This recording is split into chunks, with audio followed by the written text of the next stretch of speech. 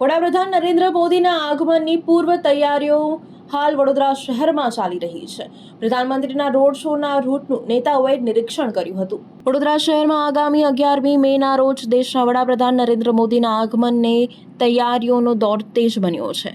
વડાપ્રધાન વડોદરા ખાતે સરદાર ધામ 3ના ઉદ્ઘાટન પ્રસંગે ઉપસ્થિત રહેવાના હોવાથી વહીવટી તંત્ર અને ભાજપ સંગઠન દ્વારા સઘન આયોજન હાથ ધરવામાં આવી રહ્યું છે. વડાપ્રધાનના રોડ શોના રૂટનું નિરીક્ષણ કરવા ગુજરાત પ્રદેશ પ્રમુખ જગદીશ વિશ્વકર્મા, મંત્રી મનીષાબેન વકીલ, સયાજીગંજના ધારાસભ્ય કેયુર રોકડિયા તેમજ શહેર પ્રમુખ જયપ્રકાશ સોની સહિતના હોદ્દેદારો શહેરના વિવિધ માર્ગો પર પહોંચ્યા છે. મળતી માહિતી મુજબ વડાપ્રધાન એરપોર્ટથી ગોલ્ડન ચોકડી સુધી ભવ્ય રોડ શો કરશે, જેને ધ્યાનમાં રાખીને સમગ્ર રૂટ ઉપર સુરક્ષા વ્યવસ્થા, બેરિકેડિંગ, સફાઈ કામગીરી અને ટ્રાફિક વ્યવસ્થાની સુરક્ષા કરવામાં આવી રહી છે.